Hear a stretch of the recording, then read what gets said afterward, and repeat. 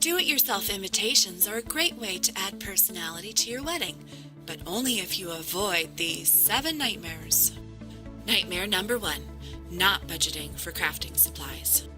Make sure when you're budgeting out how much you'll need to craft your truly touching invitation that you include the price of adhesives and cutting tools, not just paper and ink. Designing without the envelope in mind is nightmare number 2. It's a real headache to design the perfect invitation only to find they don't make envelopes that size. Save yourself a lot of trouble and decide first on your envelopes, then create an invitation to fit that choice, and make sure there's room for all your enclosures too. Nightmare number 3, investing time unrealistically and failing to plan for mass production. If it takes you 3 hours to assemble one invitation, even if it's super spectacular, making enough invitations for your entire guest list could seem impossible. Make sure, as you're putting it together, you think about how you're going to streamline the assembly, or put together a team of really patient bridesmaids, so that 100 or more invitations isn't so daunting. Watch out for nightmare number 4, failing to test your printer's ability to handle your invitations.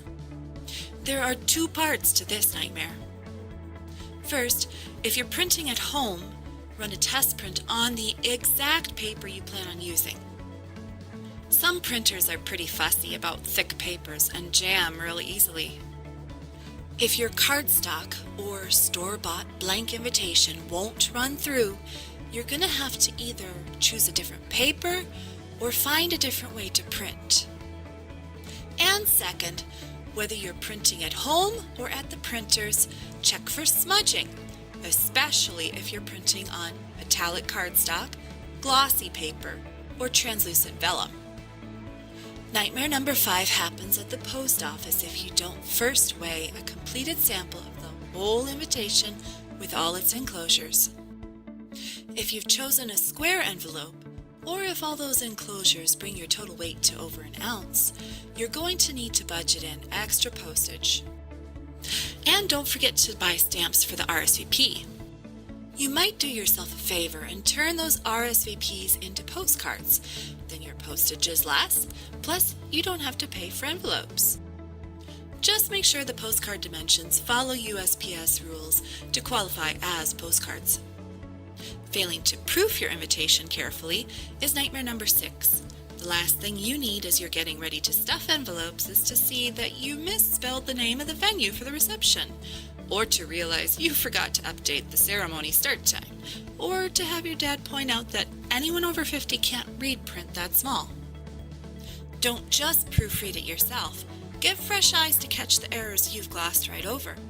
Otherwise, you might have to purchase some more supplies last minute and go through all that work all over again. And the nightmare that got me when I designed for my own wedding, nightmare number 7, is failing to plan for day of stationery. That's anything printed for the day of your wedding. Don't procrastinate like I did and then have to stay up the night before the wedding fine-tuning the formatting on your wedding programs so you can print already and finally go to bed. Plan out your wedding programs and table numbers and place cards and menus as soon as you have your information finalized, so you can check that off your list and get the rest you'll need to face the biggest day of your life. So those are the 7 nightmares to watch out for when you're making a plan to put together your own wedding invitations. If you can avoid these prickly situations, the result is so rewarding that you might just open your own stationery business like I did. On the other hand, if you don't have the patience or confidence to deal with these details, I would love to listen to your paper dreams and make them a reality.